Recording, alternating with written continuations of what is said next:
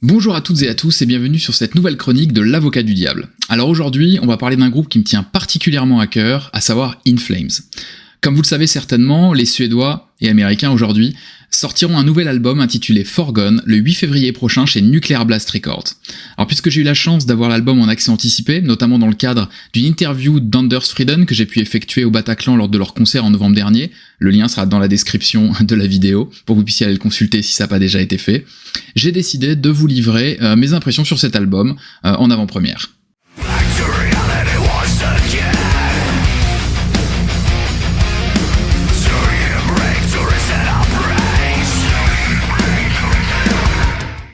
Alors avant d'en venir à cet album, il faut quand même le replacer dans son contexte. Je vous apprendrai rien en vous disant qu'In Flames est un des groupes majeurs, si ce n'est le groupe majeur de la scène Melodeath, né à Göteborg au début des années 90, avec des albums comme Lunar Strain, Waracle, Colony, Clayman et j'en passe. Le groupe a longtemps été un fer de lance de cette musique hyper mélodique, froide et un peu mélancolique. Seulement voilà, In Flames est quasiment un cas d'école de ces groupes dont la musique va petit à petit évoluer au cours de leur carrière, au point de quasiment se couper de leur fanbase originale. Il est souvent montré du doigt comme étant un des plus gros glowdown de l'histoire. Certains parlent aussi d'Opeth, quand même pas tout à fait d'accord, c'est un genre différent, mais enfin quoi qu'il en soit, il est souvent donné comme exemple d'un groupe qui a tellement fait évoluer sa musique qu'au final, les anciens fans ne s'y retrouvent absolument plus. Et pour cause, dès 2002, avec la sortie de l'album Reroute to Remain, le groupe a amorcé un immense virage mélodique. Virage qui a été confirmé par la suite, déjà avec un premier album, Soundtrack to Your Escape, sorti en 2004, que personnellement j'adore, qui avait quelques influences néo, on peut en tout cas le voir comme ça, mais surtout avec un grand succès commercial que le groupe a eu, mais qui a fortement divisé la fanbase, c'est évidemment la sortie de Come Clarity en 2006.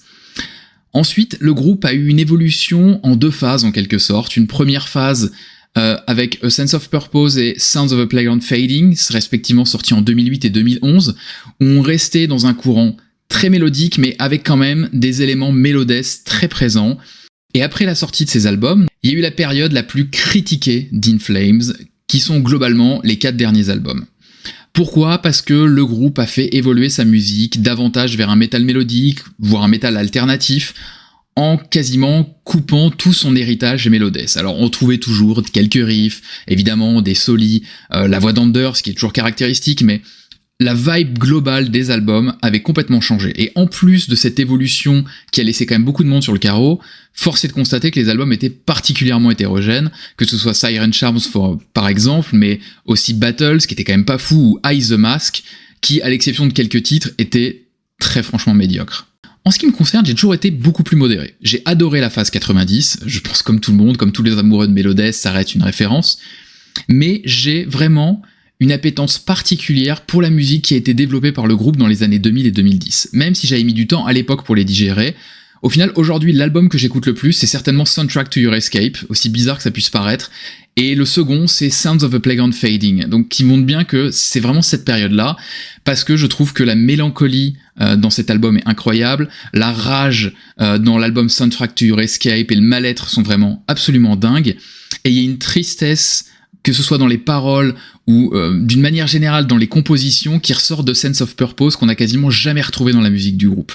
Et je trouve que ces sentiments qui sont vraiment exacerbés, qui sont très très forts, font potentiellement de cette période-là la période la plus riche d'In Flames, même si, encore une fois, on aura toujours en tête que le vrai In Flames, c'est le In Flames old school des années 90. Alors pourquoi je vous dis tout ça ? Parce qu'au fond, mon avis, on s'en fout un peu. C'est tout simplement parce que la façon dont vous allez appréhender l'album dépend en réalité de la période d'In Flames que vous aimez.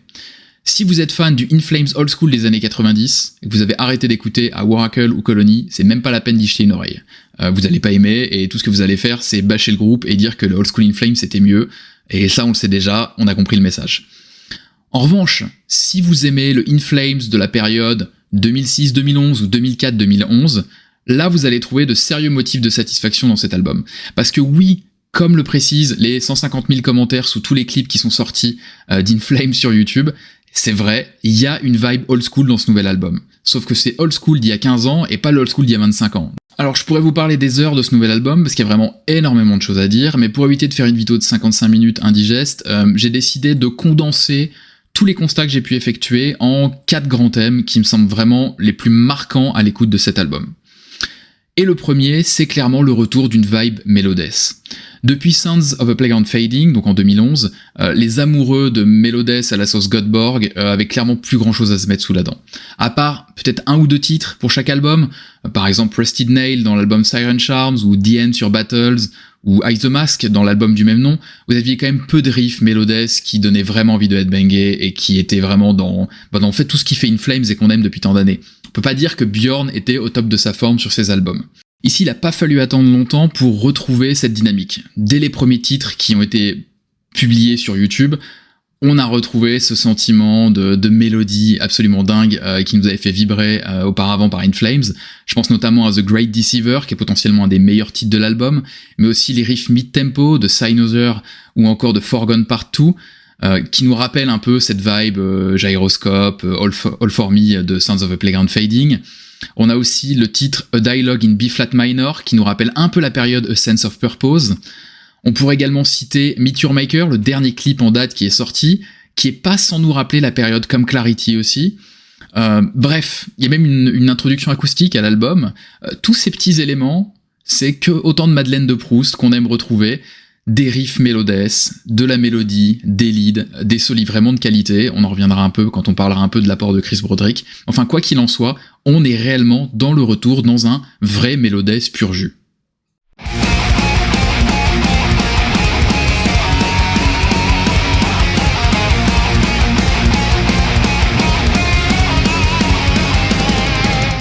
On en arrive presque à se dire au final que la pandémie a peut-être fait du bien au groupe.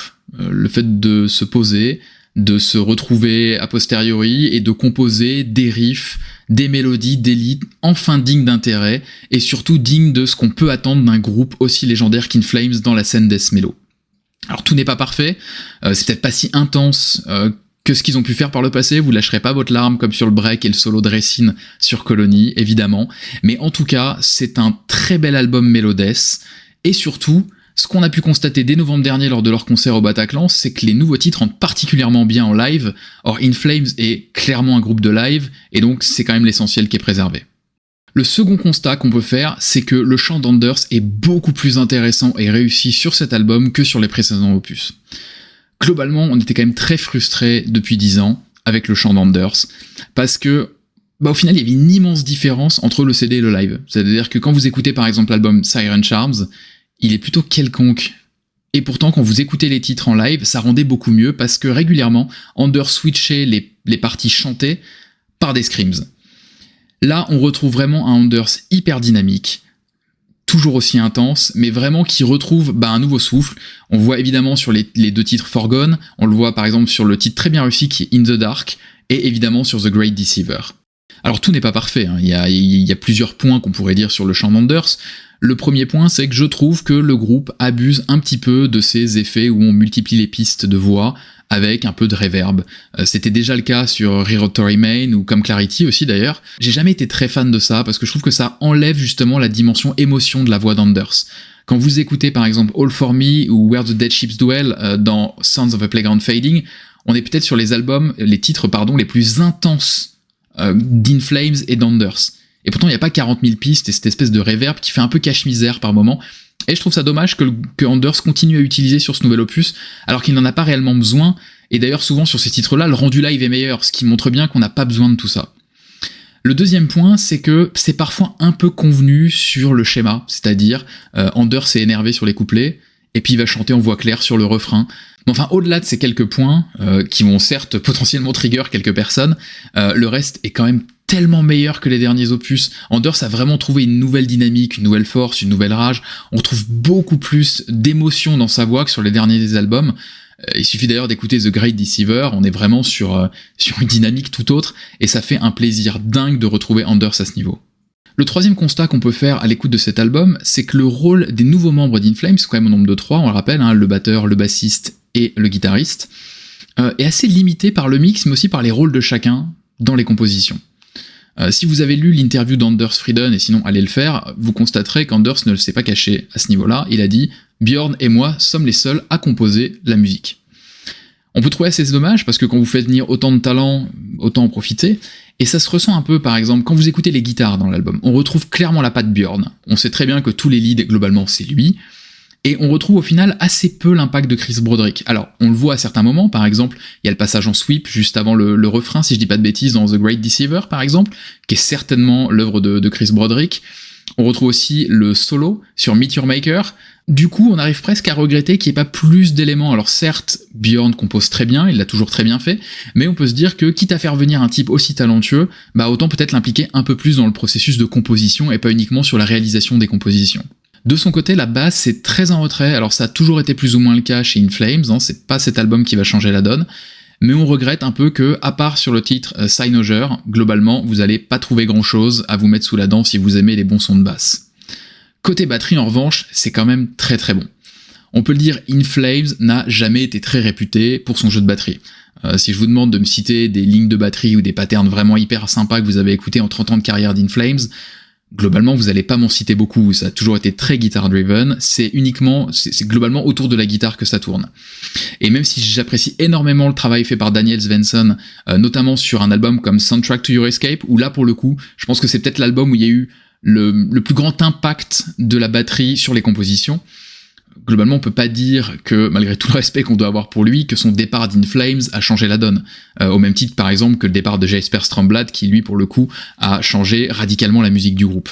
Dans ce nouvel album, Tanner Wayne, donc le nouveau batteur, qui est américain, apporte une réelle dynamique. Sans être flashy, sans en faire trop, c'est juste très solide. On retrouve notamment son apport dans des titres comme State of Slow Decay, qui est vraiment porté par la batterie pour le coup. Encore une fois, c'est pas un point noir de cet album, parce qu'au final, les compositions sont bonnes, les mélodies, les solis, tout est réussi. C'est juste que quand on fait venir autant de talent, et notamment Chris Broderick, on espérait peut-être avoir un petit peu plus de solo, ou en tout cas le sentir un peu plus impliqué dans la composition, plus qu'autre chose. Le quatrième constat que j'ai pu effectuer après moult écoutes de ce nouvel album est quant à lui un point qui est réellement négatif, à mon sens, c'est que l'album est assez hétérogène. C'est-à-dire que vous avez le cœur, le noyau de cet album qui correspond à tous les titres qui ont été égrenés par le groupe sur les plateformes de streaming et YouTube. Pour le reste de l'album, le groupe continue sa dynamique d'un métal mélodique avec peut-être un tout petit peu moins d'éléments mélodesses, alors parfois avec une grande réussite, je pense notamment au titre In the Dark, parfois avec un petit peu moins de succès, comme A Dialogue in B-Flat Minor, mais qui reste quand même un très bon titre. Par contre, il y a quand même deux titres que je trouve très en deçà, à savoir Cynosure et surtout End of Transmission avec son refrain très répétitif qui est pas du tout passé. Donc voilà, je pense que c'est un constat global. Certes, il y a un peu d'hétérogénéité, mais encore une fois, le noyau dur de cet album est excellent, ce qui fait qu'on est très au-dessus de la moyenne. Alors maintenant qu'on a dit tout ça, quel bilan on peut tirer de cet album ? Alors j'ai l'impression d'avoir rien dit avant, alors j'ai tellement de choses à dire sur cet album, mais bon, faut condenser, faut se restreindre, donc faisons le bilan dès à présent. Il y a d'excellents points. Tout d'abord, le retour d'une vibe mélodesque qui est vraiment incomparable avec des bons leads, des solis vraiment mélodiques à souhait, une réussite.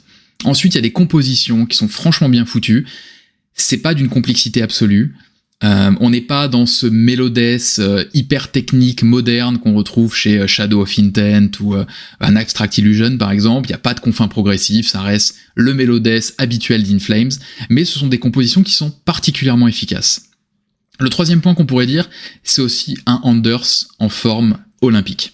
Le quatrième point, c'est le retour d'une vibe, un peu d'une mélancolie, d'une tristesse, qui était la signature de la musique au milieu des années 2000 jusqu'au début des années 2010. Il y a aussi des choses qui sont un peu moins bien réussies, donc quelques fillers, comme je l'ai mentionné, quelques voix claires et quelques effets sur les voix qui sont pas toujours du plus bel effet.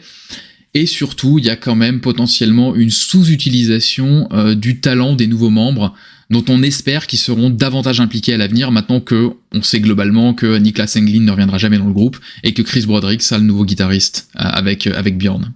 Au fond, cet album est certainement un retour à In Flames old school.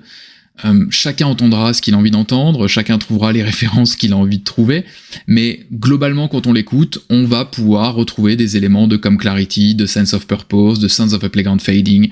On est vraiment dans cette dynamique d'un mix entre le In Flames récent et le In Flames fin 2000, début 2010, qui est encore une fois une de mes périodes préférées d'In Flames, ce qui est certainement la raison pour laquelle j'ai malgré tout énormément apprécié cet album, et pour l'ensemble de ces raisons, j'ai décidé de lui attribuer la note de 8 sur 10, parce que je considère que cet album est tout simplement le meilleur album d'In Flames depuis 2011 et la sortie de Sons of a Playground Fading. Je sais qu'il plaira pas à tout le monde, je sais que maintenant désormais on sait que c'est acquis qu'à chaque nouvelle sortie d'un titre d'In Flames, il y a son lot de critiques, mais je trouve qu'au niveau des compositions, de la dynamique, de la vibe, du retour d'Anders en forme, il faut quand même mettre en lumière un groupe qui sait s'adapter et qui ne renie absolument pas son passé, même si ils ne redeviendront absolument jamais le groupe qui c'était dans les années 90, et peut-être que heureusement quelque part. Et voilà, c'est tout pour moi, j'espère que cette nouvelle chronique de l'Avocat du Diable vous aura plu. Je vous invite naturellement à aller lire le live report de la date d'In Flames au Bataclan, ainsi que mon interview d'Anders dont les liens sont en description. Et évidemment, je vous invite à vous abonner à la chaîne YouTube d'Horns Up et à nous suivre sur les réseaux sociaux, Facebook, Insta, Twitter, TikTok aussi. On n'assume pas tous dans l'équipe, mais on est quand même présent sur TikTok, donc n'hésitez évidemment pas à vous abonner. En attendant une prochaine chronique de l'Avocat du Diable, je vous laisse avec quelques secondes de Forgone Part 2 et son riff mid-tempo pas piqué des hannetons.